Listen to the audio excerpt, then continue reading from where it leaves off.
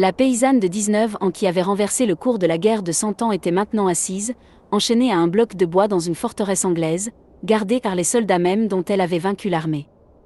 La femme qui avait fait sacrer un roi allait être détruite par des hommes déterminés à prouver qu'elle n'était pas une messagère de Dieu, mais une hérétique ne méritant que le feu. Lorsque les forces bourguignonnes capturèrent Jeanne d'Arc à Compiègne le 23 mai 1430, elle détenait la prisonnière la plus précieuse de France.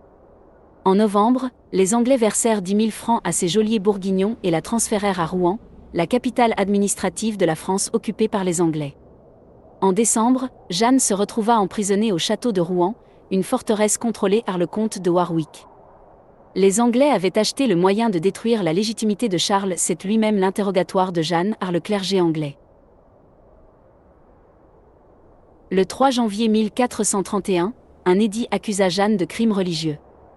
Elle serait jugée par un tribunal ecclésiastique présidé par Pierre Cochon, évêque de Beauvais, qui servait depuis longtemps de conseiller au gouvernement d'occupation anglais.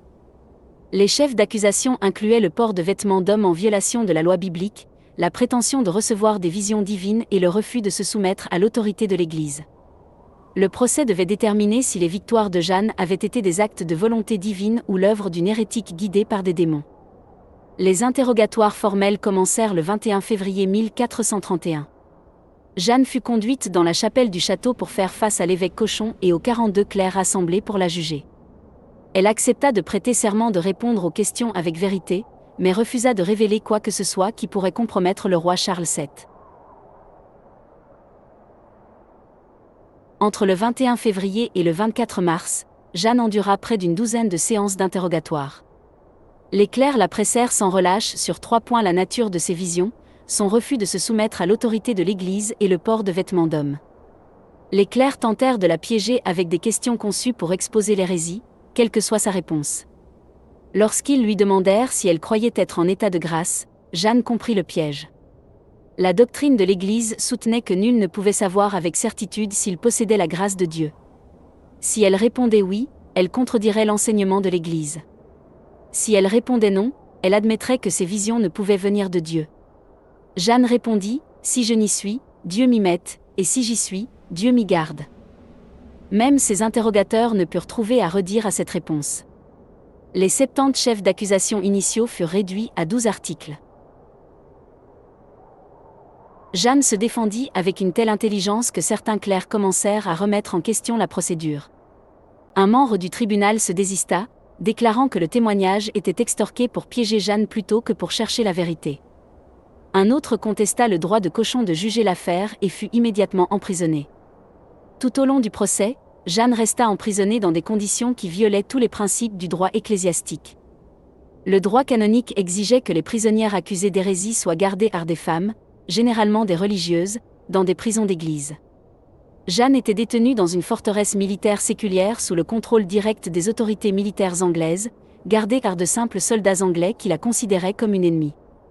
Jeanne était enchaînée à un lourd bloc de bois même lorsqu'elle était confinée dans sa cellule.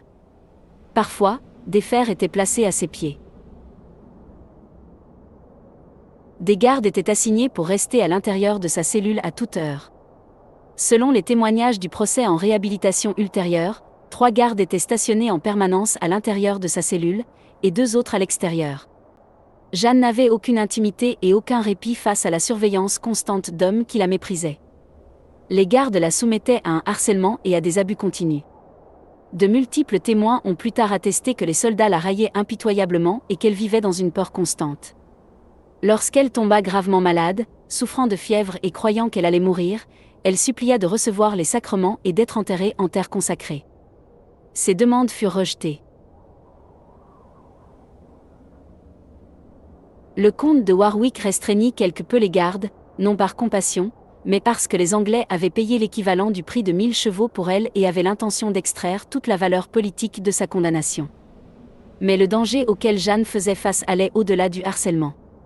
Selon les témoignages donnés lors du procès en réhabilitation de 1456, Jeanne fit face à des menaces physiques répétées et à des violations durant son emprisonnement. Un témoin déclara qu'un grand seigneur anglais tenta de l'agresser. Cela explique pourquoi Jeanne continuait d'insister pour porter des vêtements d'homme malgré les accusations que cela entraînait. Les vêtements masculins, serrés et lacés, offrait une protection qu'une robe de femme ne pouvait pas fournir. Jeanne argua à plusieurs reprises qu'il était plus approprié de s'habiller en homme lorsqu'elle était entourée de gardes masculins que de porter des vêtements de femme qui la laissaient vulnérable. Les juges rejetèrent ce raisonnement, mais le danger était bien réel. Le procès lui-même contenait de multiples irrégularités. Jeanne fut interrogée pendant des semaines avant que les charges ne lui soient formellement lues. Elle ne reçut aucun conseiller juridique. Les procédures étaient bien en deçà des normes inquisitoriales minimales. Le procès eut lieu à Rouen plutôt que dans le diocèse d'origine de Jeanne, une violation du droit canonique. Les preuves suggèrent que les transcriptions du procès furent falsifiées à des points cruciaux pour rendre les déclarations de Jeanne plus incriminantes qu'elles ne l'étaient. Le 23 mai 1431, Jeanne fut amenée devant le tribunal et informée que les théologiens de l'Université de Paris avaient examiné son cas. Leur verdict était sans équivoque. Ses prétentions à entendre des voix divines furent jugées comme étant l'œuvre de démons. Son port de vêtements d'homme fut déclaré contre nature et pervers. Son refus de se soumettre à l'autorité de l'Église faisait d'elle une hérétique. Si elle ne se rétractait pas, elle serait remise aux autorités séculières pour être exécutée par le feu. Le lendemain, Jeanne fut emmenée au cimetière de Saint-Ouen et placée à côté d'un bûcher. La vue la terrifia. Face à la mort immédiate, affaiblie par des mois d'emprisonnement, abandonnée par le roi qu'elle avait fait couronner, Jeanne craqua. Elle accepta de signer un formulaire d'abjuration, rétractant ses affirmations et admettant qu'elle avait trompé le peuple de France. Sa peine fut commuée en emprisonnement perpétuel. On lui ordonna de porter une robe de femme. Elle obtempéra, mais la rétractation de Jeanne ne dura que quelques jours. Lorsque Cochon et d'autres juges visitèrent sa cellule peu après, ils la trouvèrent à nouveau vêtue d'habits d'homme. Jeanne déclara qu'elle s'était changée de son plein gré, disant que les voix de Sainte Catherine et Sainte Marguerite lui avaient reproché d'avoir nié la vérité pour sauver sa vie. Mais les témoins du procès en réhabilitation de 1456 fournirent un récit différent. Ils témoignèrent que les gardes avaient délibérément volé la robe de Jeanne pendant la nuit et ne lui avaient rien laissé d'autre à porter que les vêtements d'homme, la forçant à les mettre. Quelles que soient les circonstances précises, le résultat était prédéterminé. Le 28 mai, l'évêque Cochon et cet autre juge interrogèrent Jeanne dans sa cellule. Elle leur dit qu'elle avait repris les vêtements d'homme parce que c'était nécessaire pour sa protection tant qu'elle était emprisonnée parmi les hommes, et que ses voix l'avaient blâmée pour son abjuration. Le retour de Jeanne aux vêtements masculins après avoir juré de ne plus les porter était la preuve de sa rechute. Selon le droit canonique, un hérétique relapse ne pouvait se voir accorder une seconde chance.